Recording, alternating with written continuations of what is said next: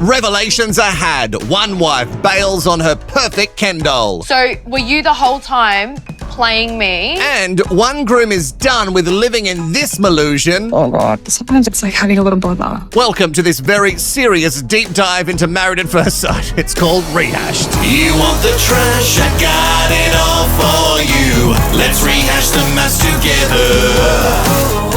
A sassy hole that only speaks the truth. Nobody gaslights you better. Hello, I'm Wilko, and I can see you are back for more trash, mess, and drama. We are just the tip deep into Married at First Sight Season 13. Unlucky for some. I love reading all your thoughts, so tippy-tappy as you watch and let me know your thoughts. Multiple comments are encouraged here. We are back with the Love Lab Rats, and they are moving into their maze. And the scientists will soon begin their sick little games. The voiceover robot says that they'll be sharing a home as husband and wife. But it's more like they'll be trapped in a service department and mentally tortured on the reg, as some of my divorced friends would call that. Marriage. The only thing that feels like real marriage on this show. There is a lot of excitement from some of the couples. The bisexual and the shattered dreams man have both gone a thick knit for the occasion. Oh, they've gone a thick knit for the occasion. I sound like a caption on the Daily Mail. One half of the Veneer twins, Scotty, is pumped because... We have a kitchen. Yes. You have a kitchen. That's a weird thing to get pumped up about, unless it symbolizes something else. I want my woman in there cooking for me, barefoot and pregnant. Maybe not pregnant. Rebecca is mostly stoked that she has so much storage for all of her baggage. Well, that's the physical baggage. The emotional haul will now be stored within Steve Jr. Cheers to marriage. And actually, looking at one of these lounge rooms. Wait, Julia, what are you doing? That's not your apartment. Get it? You get it. Okay, show the picture to make sure. See? It's funny. It's funny. It's a joke. The energy feels different from Melusion and her farmer mate for life. Mate for... Not mate at all, actually. The producers are really doing them dirty, sending them to their room and didn't give them a room key. Let the games begin. Scientists won. Actually, no, I think the scientists are actually up to a lot more, but definitely Luke and Mel are on 0. These two seriously look like they've just returned from a funeral. I know you signed a contract, but you guys need to, break up. It's so uncomfortable. I would say it's actually worse than the reflux meds chat. Look at this. They just stand there with their hands behind their backs, like they're kids in the shops being told by their mums to put their hands behind their backs and not touch shit. Oh God, sometimes it's like having a little bother. Melissa, I understand your concern, but you can be absolutely sure he's not. Okay, I know that this show likes ratings, but they would never partner long-lost siblings together. Would they? Would they? I've changed my mind on that. Quick consultation, and I think the answer might be yes, but I don't think that you guys are. They don't say anything. Nothing to each other. And I don't know about you, Sweet Baby Angel, but when they just sit them on the couch and it's dead silent, I want to die. And I'm not in the room. I'm just embarrassed for them. Mel says, in all of her infinite wisdom, I feel like the vibe is super awkward. We should talk about it. Yeah, well, I think the vibe was born from you, and no matter what this guy does, that there is absolutely no shifting it. Luke says that he feels down because he's put all of this effort in, and he feels like she's just pushing him away. But you know what? It's hard for Melusion too. And she knows that she should try harder, but also thinks it shouldn't be this hard. Now, I get that there's some people that you click with and some people that you don't, and that's cool, but before you even knew him, or even knew if he had a middle name or not, you'd write him off. You didn't even establish what his first name was. Then we turn back the clock for a second to an expert one-on-one, where Mel is describing what she's hoping would be coming down the aisle. I'm really hoping to see a Bradley Cooper lookalike. Melusion. I mean, come on. Even Long John's face is like, WTF. John says, hey, will it be an issue if he's got brown hair, but the rest of him is absolutely hot? It won't be a problem, John. Well, it really feels like a big problem now. Something I think is really telling is that Luke says, are you happy with the wedding photo at least? And her nod is for yes, but it means no.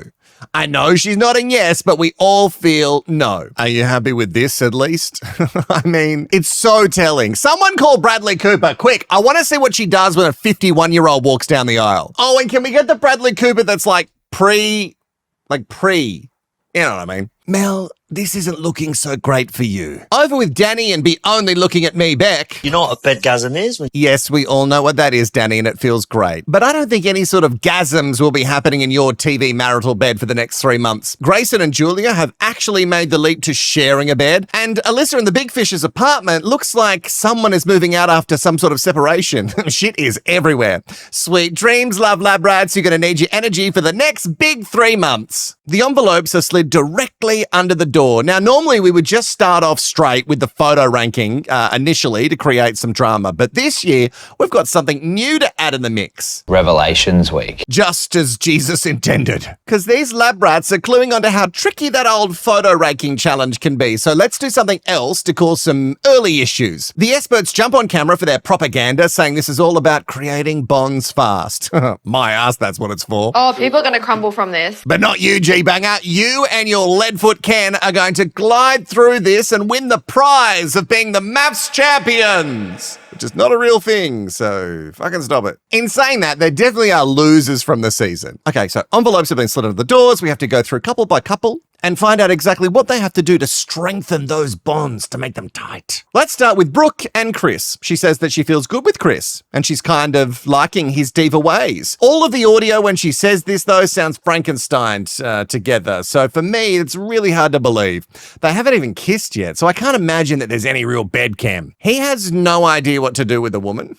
Like zero. She even tries to have a bit of fun with him and like spray him while they're cleaning. Look how shook he was. You right? To be fair, I don't want to be sprayed with chemicals, but who knows? Brooke might be trying to like wipe the misogyny off him. Brooke, spray and wipe can do great things, but this one is a lost cause. Bleach? Still no. No, you're going to something stronger. When the task is delivered, did anyone else notice that Brooke swears and he says language and then she apologizes? Sorry, Dad. It's a couple of iPads, and that can only mean one thing, that we're watching some content. And this inspires me a little bit because you know how I'm building this reality show? I've now decided what my first task will be. I'll provide each couple with both of their last 3 months of their web history and their chats on ChatGPT. Want to know someone deep and fast? Check their history. That's a great game. And Channel 9, you can't have that because you're being such little bees about the copyright stuff. You don't get to have that. If you let all this go, maybe I'll let you have it. We find out that this will be a viewing party of their audition vids and they will watch each other's separately. So we get to see their true reaction. Excellent work by the science. This is surely going to build a connection fast. And you know what? We've already seen enough of Chris Neal's audition video, so much of it already, that we know that this won't go well for him. Chris shares that they've shared everything. He's told Brooke everything. Something tells me that the retelling might have been a bit of a softer sell. Enjoy the show. Oh, we will. We're enjoying it. He looks so confident to her face, and then when she walks off to the next room, he looks panicked instantly, trying to recount all of the trash he was spitting in the interviews. Fuck, what did I say? No, it was something about fat chicks. Oh, I can't remember. And you know what? I feel the revelations hitting the moment play is pressed. We find out that Brooke was only single for 2 weeks when she sat down for an audition with MAFS. That's a little bit suspicious. I'm going to question it. 2 weeks? I know it was only a 5-month relationship, but okay. And while watching him watch her, guys, he's smitten. I think Chris is in love with Brooke.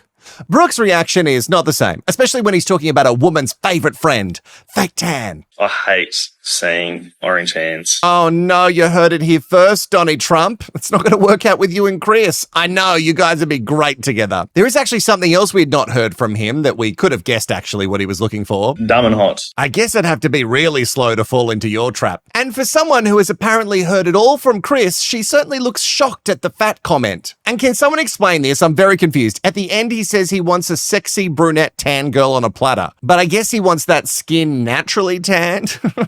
If you have the genetics, he's interested. If it comes out of a bottle, hard no. That to me is disgusting. Oh, okay. So I guess she didn't know everything. She calls him immature and a piece of work. She also says she wants a copy of it on her phone, so if she ever feels the urge to kiss him, she can watch that and the fanny flutters will dissipate. Brooke then scolds him. And I'm shook because he looks ashamed. He turns submissive hard, tail firmly between his legs. He says all of this was just trying to impress the boys, impress the boys mentality. And I was so right. He has never spent any time with women. That was easily seen from the little boys' clique of small dick energy that was at the wedding. Oh, at least give him a kiss. It's all lining up to be exactly how it looked. Chris defends himself. I guess. He says, well, I'd say it to the boys, but I wouldn't say it to a woman. Yeah, that's better, bucko. Yeah, you really fixed it. Now Brooke really has the ick. Up. And you know what? For Chris Neal, it doesn't happen often. I am a little bit shook at how hard he's taking this. Guys, he really likes her. He even talks about how he's been living in a toxic way and it needs to change. What is happening here? I would have bet money that he was going to double down on his bullshit, but he just didn't. So I don't really know how to feel about it. Brooke then gives her sister a call and her advice is, you should run.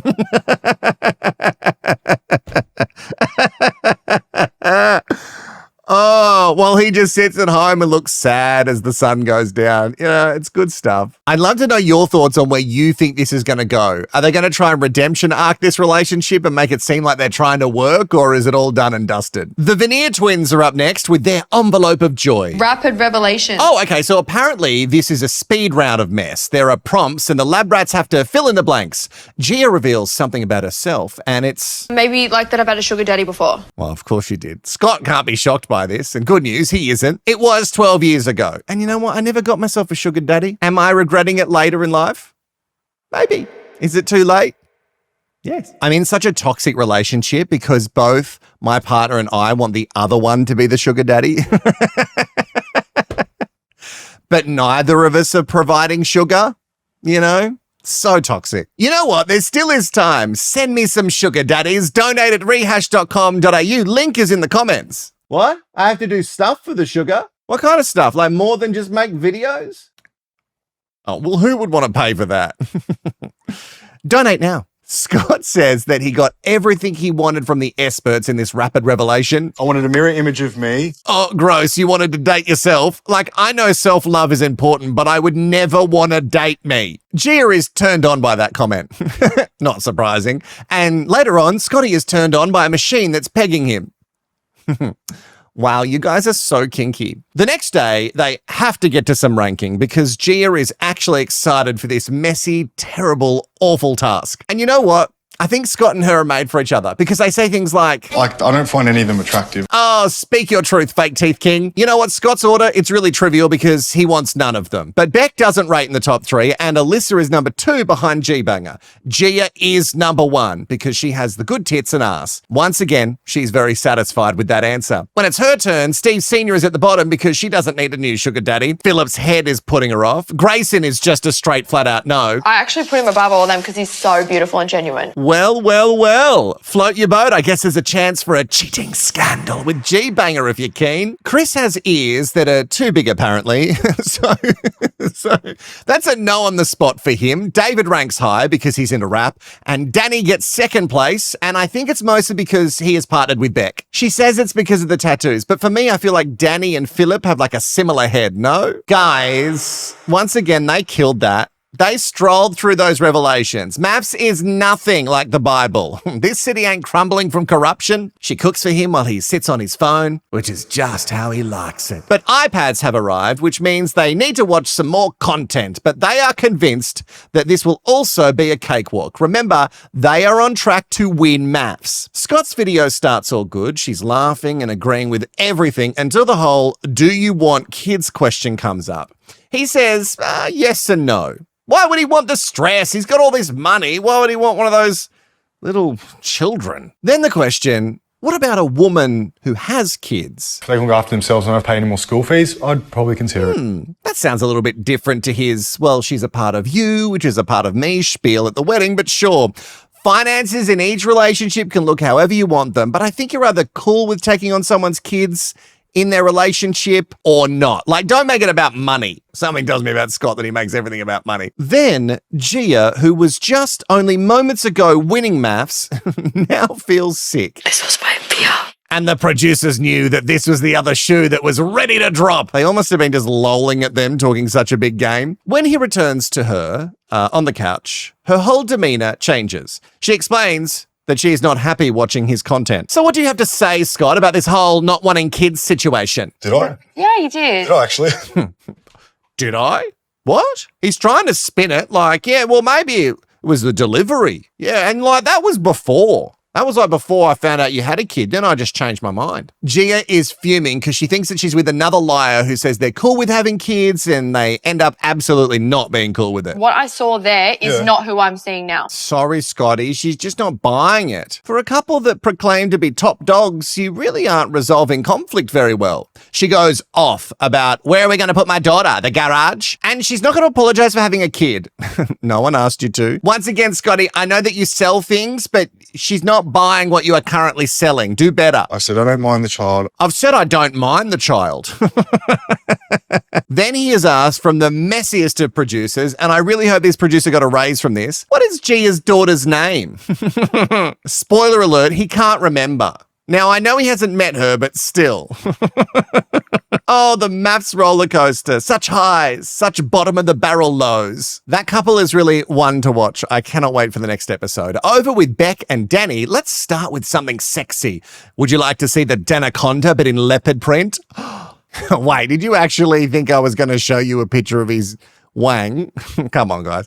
Wow, flats look really good on you, honey. We know that this couple only has a bed cam of around a 3. And I think that might be a lie from Danny, but it's because Danny and his huge reptile can't keep his eyes on Beck, who is also the epitome of insecurity. I'm officially a desperate housewife. If you were really a desperate housewife, then there would be a hot gardener for you to fuck, and it takes more of an Eva Longoria level of confidence that you just don't have, baby doll. Although, I would love 1 year, if we're requesting things, Channel 9, I would love 1 year for one of the lab rats to bang a gardener on the show. What a twist would that be? It was the gardener. Oh, I'd love it. They are also doing some rapid revelations, and I've just realized that these are just the leftover honeymoon box cards shoved into an envelope, right? Waste not, want not. Okay, let's start with one of the ... The last time I had sex before MAFS was... 4 months, I think. 5 months. I don't believe either answer.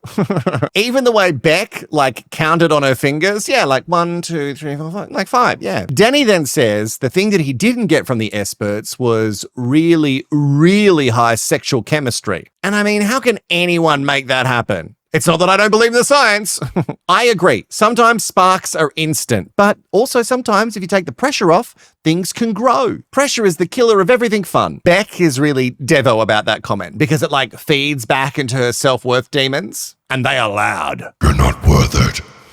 Danny does follow it up though and says it's better to be friends with someone and have a good banter with than be with someone that you don't have any banter with but you have high sexual chemistry with. And I agree. But apparently there is no effort from him to build the bed cam. And I think once again the cam would build if she could just love herself. Danny then says Beck should be the girl of my dreams. But, sexual chemistry. And I'm so confused. You speak as if it's a closed book, but then you keep saying that there's a chance when we know that there's no chance. You've shut the door. Maybe not as hard as Mel has on Farmer Luke, but you've still shut the door. Oh, they're coming up, by the way. Don't go anywhere. Also, by the way, have you liked this video and subscribed? Oh, I'm so sorry. I sounded like a really angry parent. By the way, have you liked this video? It's just really channeling Gia. Photo ranking time, and this should help bring the sexual spark back between these two. Philip is in last place for Beck. It's just not her vibe. Interestingly, Stephen Sr. ranks higher than all the other men apart from Danny and Farmer Luke. People love a kind farmer and a silver daddy, don't they? Before his ranking, Danny starts to give a speech about how he only has eyes for his wife.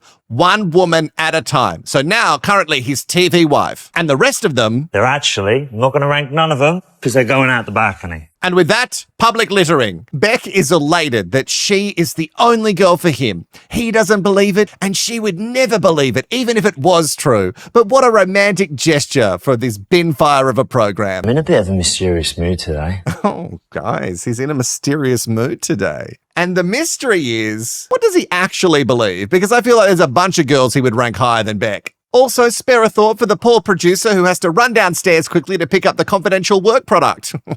Thanks, Danny. You know what, Danny? You could just hang your giant anaconda off the edge to pick them up. I hear it can reach. Okay, bring me the next couple. Bring them in. Stella and Philip also have the photo ranking challenge, and something that used to strike fear in all of them is something that they have mastered now.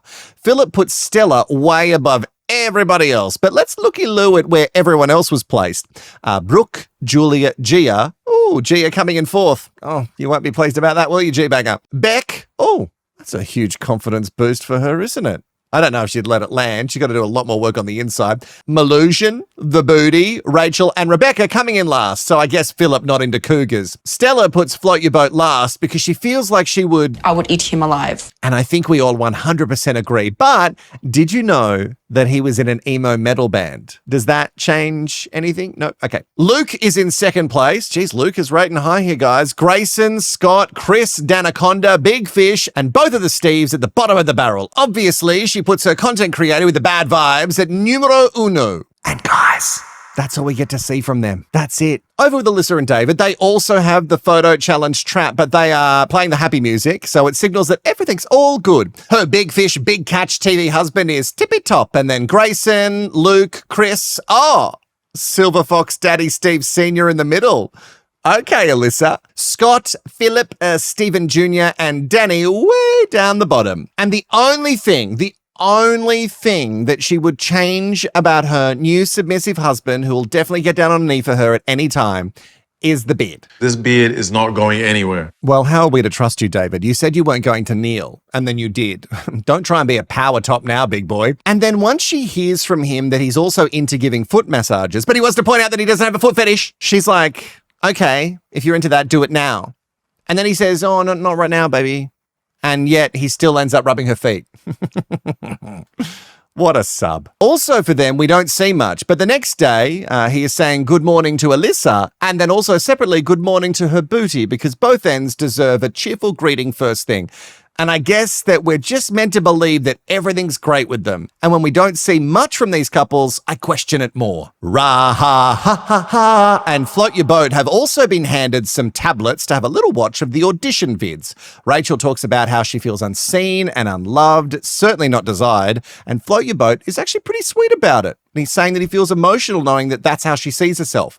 Stephen in his vid talks about how he had to work hard to change his body by starving himself, and that really hits home for Rachel. Everyone wants perfection now, which is not achievable, by the way. They are really supportive of each other, and they actually seem to, I don't know, grow a little bit closer after bearing their trauma. Oh my God. Wait, is this a moment, guys? Are they really connecting? I can't believe it because everything is a trap on this show. Quickly, also the next day they go on a cute little date to purchase their first child. It's a fish. Its name is Cameron. Yeah, there might be a court battle too with a custody over this thing. Oh, you joke now, Steve Jr., but if you only knew how many fish on this show end up in a broken home. And finally, the ones you've been waiting for, Mel and Luke. Oh boy, this is going to be good. We're also ranking with these two lovebirds. And what even is the point? I feel so bad. Luke keeps talking about how the experiment has taken a toll on him. And I mean, sometimes you don't trust these people when they say things to camera, but look at his face. This face is a different guy to the guy we met. Like, compare it to the one we met actually before he met Mel. While he places all of the ladies' pics down, calling them all pretty, I would really like to know what's going on up in Malusian's skull. What's happening up there, Mel? What's going on up there in your noggin? Actually, sweet baby angel, I've been holding out on you. I've got this technology that can actually read minds, but it only works on reality TV contestants. So here we go. I'm a princess. Oh, I wish I was in a rom-com. Where is my prince? My tummy feels funny. Maybe I need a Mylanta. And now you know. He still places Mel at the top of his list, and Mel is actually shocked that he would put her first. Bless him. I don't believe him, but bless him. I think they could have made a really cute couple if she just wasn't such a, what's the word I'm thinking of? Mel says that she's going to be truthful because that's what the science deserves. Stephen Jr. is last of Malusian's suitors, and that makes sense because he has brown hair. Also note that Bradley Cooper has brown hair, so what the fuck is she talking about? But then she says something about Steve, and it's hard to hear, but I think it's something along the lines of, I'm never going to be like, damn, you're hot. That's about Stephen Jr. And I'm like, cute, nice, respectful. Chris apparently looks like her cousin, and she's not into cousin loving. Philip also looks like a family member, and I'm like, wow, so many of your family doppelgangers in one show. Wow, what have we done in this experiment? For someone who wants a beachy, tradie blonde vibe, she raves about David, and then this really got me. And then we've got Daddy here. Something about him that I'm like, not too bad. Steve Sr. Well, there's just something about him. Maybe she's heard about the whole sugar baby, sugar daddy thing from Gia at the dinner party, so now she's really interested. Danny also rates high because apparently that's her usual type, and I can see that. He really gives off Prince Charming vibes with all the ink. Scott and Grayson are up there. Grayson is apparently what she would want physically, and I mean, he does do surf stuff, so that checks out. Hey, Grayson, can you lift heavy groceries? We've got someone we'd like you to meet. Nah, ditch the bisexual girl. This is the one for you. The big question is, where's she going to put the farmer? Got you here. What's that noise she made? It's so funny, but also feels menacing. I have never been held in so much suspense. Like, I know she's going to kick him in the balls, but like, how hard? Melusion says he's attractive. I think she says something about a Greek god because, you know, he looks after himself, but... A close second, though. And it's a close second. That's a huge win. She says, like, if it was day to day, it just makes sense for her. You know what I mean? Like, to be with Grayson. And marriages do tend to be from day to day, like until you wrap them up. So sure, poor bastard looks absolutely broken from it. Hey, Luke, if only you knew how to stand up on a surfboard, things could have been so different. Also, if you're on time and didn't chew gum. This also kills me. You can even see that when it's done, he is just looking at the producers like, guys, she's kicked me in the nuts. Like, when can I go? You got what you needed? Both of them just looking around. Can we wrap this? Still, we need some rapid revelations. No thinking, quick questions, go. The question is, one thing I asked for, but I didn't get. Bradley Cooper. So she was serious about the Bradley Cooper thing. Yeah, I'm so sorry, Melusion. He didn't need the exposure on MAFS. Also, Bradley Cooper has brown hair. What you're looking for doesn't make sense. I'm going to admit something to you. And it's petty, but I do love it. I love that Luke is continually chewing gum during this. They're playing this little game, this little scientific game, and he's chewing gum. Good. Next question. Okay, quick. The most shocking thing I did after a breakup was ... And drive past his house multiple times to make sure he was home. Ah, yes. That is the level of Melusion that we're dealing with. And Luke, and his nervous little laugh, and he asks like, well, in one night. Mel says it was the best time of her life. And I mean, what the fuck? I know Canberra winters can be a little bit boring and bland, but like, find something else to do, honey. Imagine being that ex hearing this now. Close your blinds, buddy. And if his car was there, it meant that he was home. So, night maid. Sorry, what? Why does this all feel like really illegal? Like, I know that stalking is illegal, but like, more that it brings her joy. It feels like it should be more criminal that she gets joy out of it. And then it's revealed why she's happy when he's home, because that means he's too sad to leave his house. And I'm like, too sad or too scared? Oh, and there's follow-ups. After they did her ex, then her friends, they would go and stalk their exes with her as well. Like, such great bonding between girlfriends. I got to admit, it feels like a movie I've seen. What's the one where she boils the bunny? Mel also says that her exes have only ever given her positive feedback after a breakup, and certainly that she isn't a psycho stalker, even though she just admitted it on national TV to stalking many people. They don't know that I drive past their house at nighttime. Oh my God. It really goes to show you just don't know who you're working next to. You know what I mean? This woman is stalking so much and she's proud of it. I love it when she goes, but they don't know. You know, they do now. She also has Finsters. If you don't know what they are, they're fake Insta accounts. And she doesn't have one, she got 3. Sometimes on these shows, actually a lot of the times I sit here and I wonder, you're so beautiful. Like, how are you this beautiful and this single? And then you go on MAFS and you go, got it. Got it. Nah, it's all a clear picture now. Mel also says, oh, we've all done this. Speak for yourself. When I lived in Canberra, I stayed home like every other Canberran. Okay, so that was a lot to digest. And I don't know if this is going to be better or worse for Melusion. I think maybe better.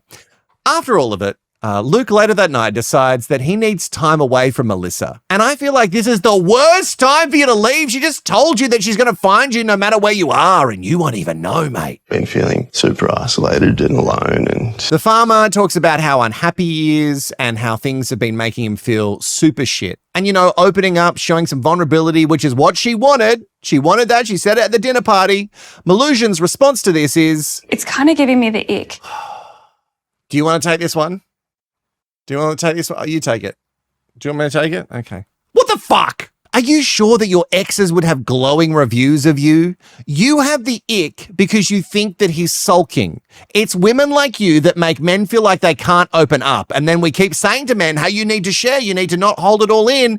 And then this is all it takes to throw that in the bin. He isn't sulking. He is broken. You broke him. She also says things like, the Luke I met at the start was such an amazing guy.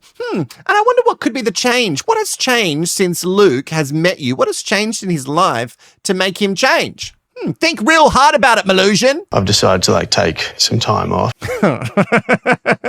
He is taking a leave of absence, unpaid from MAFS. I mean, this has to be some sort of wake-up call to her. No? You don't reckon? He isn't just going down the hall. He needs to go to see someone who loves him to remind him of who he is and that he's not a shit person. That's how you made him feel. Felt like more of a jail cell. Then the farmer says he doesn't know why it hasn't been working.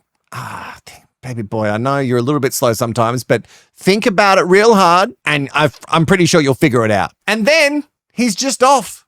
He's just gone. That's it. End of the episode. Actually, there's one stupid thing that got me during the episode, and I've saved it just for the All the Way Club. How is this product placement for some coconut chocolate milk that they're drinking out of a wine glass? Yum.